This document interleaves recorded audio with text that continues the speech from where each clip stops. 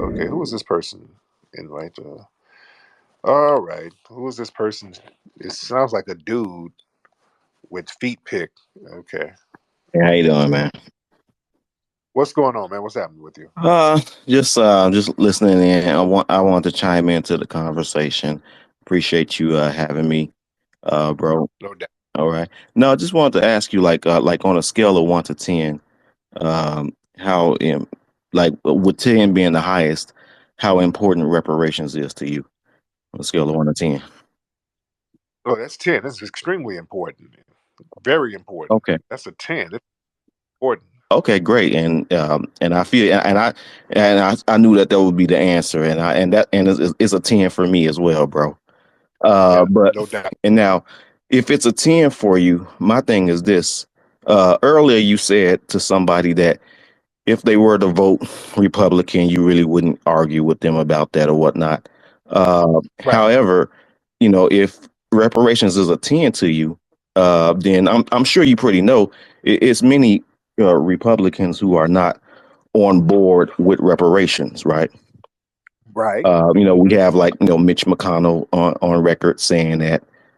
We have various representatives who are Republicans who are against it. So it's like any strategy, any strategy, whether it's don't vote at all or vote Republican, that benefits Republicans, really pushes us further away from the reparation agenda here.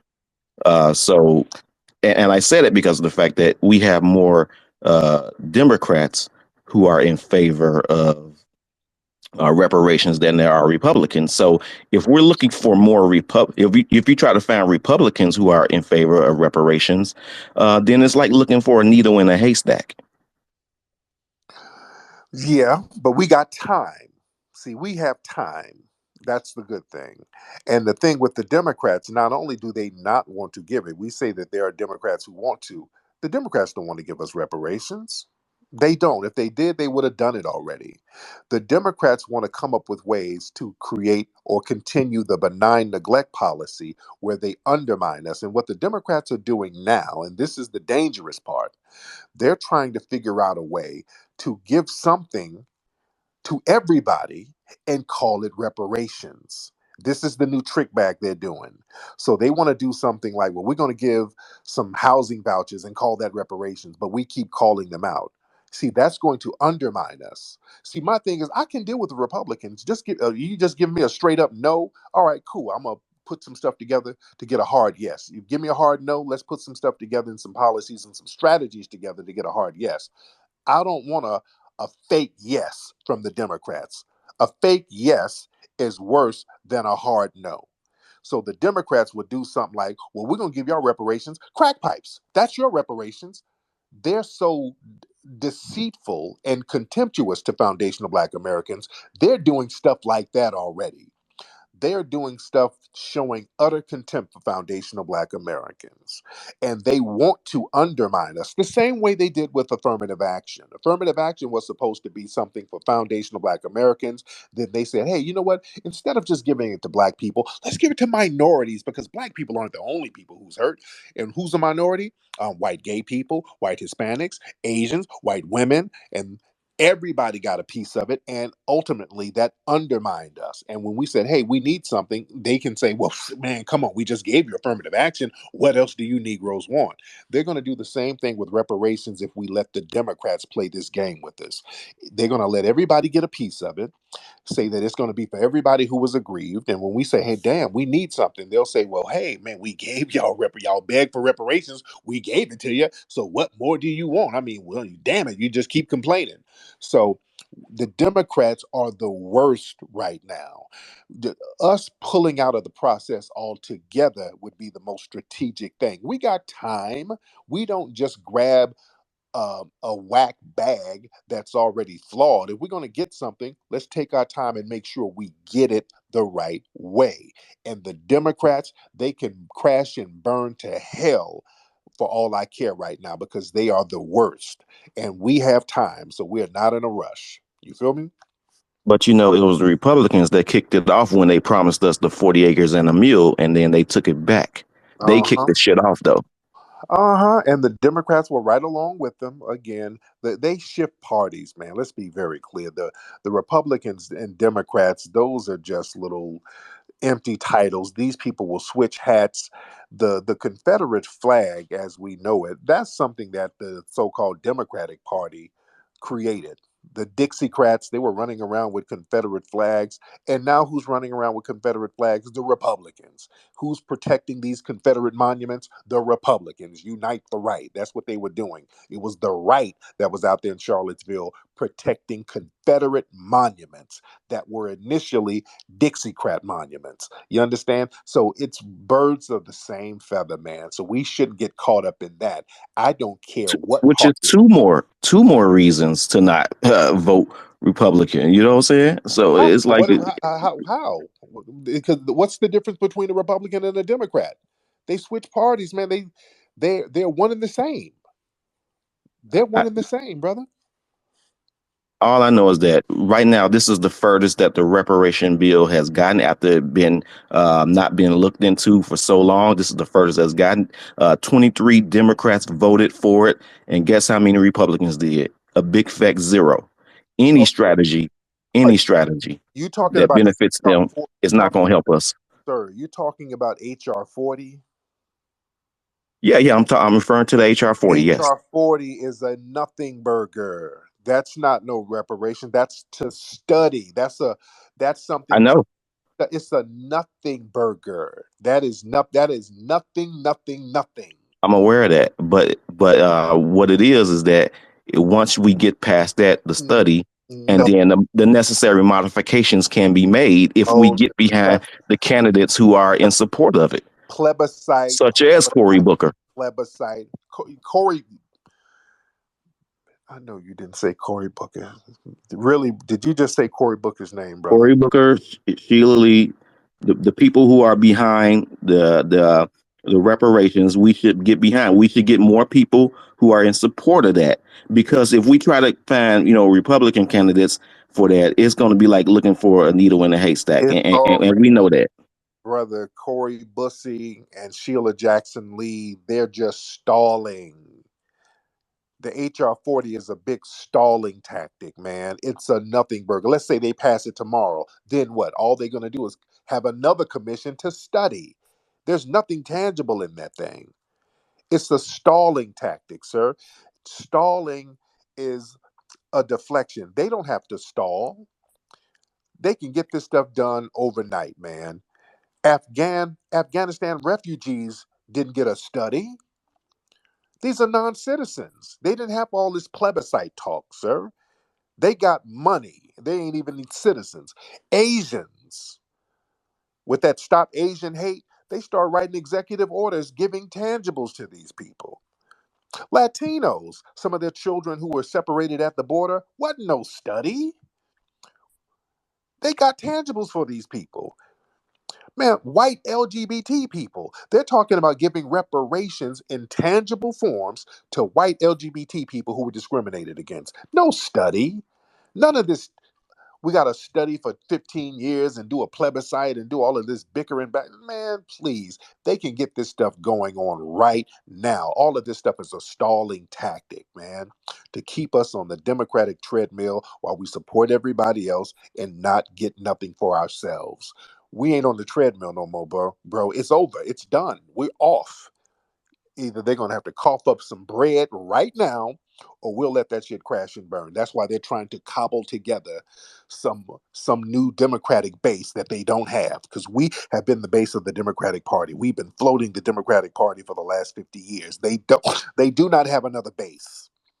So I say we should let them crash and burn, sir, if they don't give us tangibles right now in the form of money, like they've been doing everybody else. No study, no plebiscite, nothing. Money right now. All right? So what you're telling me is that it just ain't gonna happen. Hey, we have From a time. from a white supremacist system, we asking for reparations. You telling me that it's not gonna happen? If it's not going to happen, we're not going to support that system. And that would be good too. If the system is not going to give us what we want, why should we support the system? Because dropping out of that system and not supporting it, that's another great option as well. right? I don't think so. I just think it's a strategy that helped a party that Why is like in support nowhere going to try to vote for reparations at all. sir, dropping out of that system and not participating would be the best strategy. Because if a system is not legitimate and is not helping you, why support it to legitimize it? That's the problem. We when we support systems that are illegitimate, we strengthen it. We should not support a system that doesn't work for us, because when you stop supporting a system that is illegitimate, you will come up with other ways to empower yourself. Because we sit here waiting on this illegitimate system to do things for us, we're going to always lose. Either they're going to have to crap or get off the pot. If they're not going to crap, we'll get off the pot. That's the most logical thing to do. I'm all about logic. This is not emotion with me. Black people should neglect that system because we're better off just creating our own codified system among ourselves, empowering ourselves without this illegitimate system hanging over our heads that's not doing anything for us. We have to stop supporting systems like that. That Okay, makes bro. all right. Thank you so much for the call. Oh. See, we got to be very logical about this. No emotions, no emotions, family. We cannot support illegitimate systems. The Democratic Party and the voting system altogether is illegitimate. It's an illegitimate system right now. And see, it's illegitimate and it's oppressive. And the thing is, we're to blame for it to a certain degree because we sit here supporting it. If you sit there and support an oppressive system, that makes you compliant in your own oppression. Let's go back to the story of the Seminoles, the Black Seminoles, and we're doing a documentary about them. The Black Seminoles decided we're not going to support the slave system. We're not going to, us going into slavery, that's not going to work. If we go into slavery, we're supporting that system. We're supporting our own oppression. So we have to get out of that system and be a self governing people. Even if we have to live in the swamps, we have to be self governing. And that's exactly what they did. We cannot support a system of slavery. And they fought that system and they got their freedom. They maintained their freedom because they refused to participate in that system. We will self govern. We'll live out here in the woods, we'll live in the swamp. We know how to build our own homes. But us participating in that system, dealing with these white supremacists like that, that's not an option because that system doesn't work for us. We have to look at the voting system the same way. You don't have to vote. Don't let people con you into voting. You do not have to vote. You do not have to participate in a system that is not only not working for you, a system that's against you. Biden, black people, all the Biden sexuals, you should be ashamed because we told you all about voting for Biden and how dangerous it is. Biden and Kamala and his administration, the Democrats, man, I warned people how hostile they're going to be. Because when you deal with the Republican, with Trump, the Trump thing didn't bother me because Trump, again, Trump didn't put any policies that harm black people together. And plus, with Trump in office, we just have to worry about the white supremacists. Excuse me. We only have to worry about dealing with white supremacists. That's fine. We can deal with them.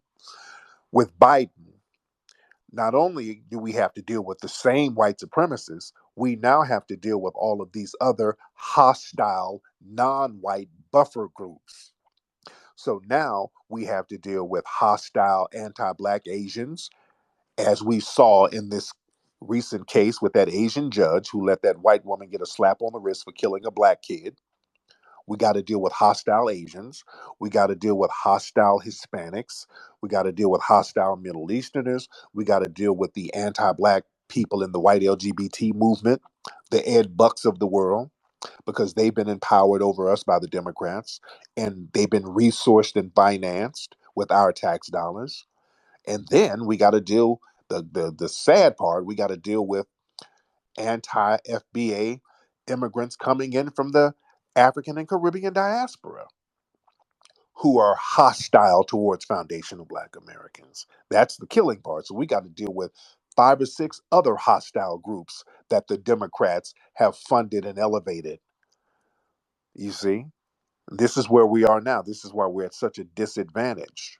We got to be strategic and not emotional, ladies and gentlemen. We cannot be emotional about this. And we can't let them sit here and play the Republicans are the real racists. So don't vote for them because they're the real racists. The Democrats are just as racist, man. Just as racist and more dangerous. All right, but let me get out of here. I'll be on here with you guys all night.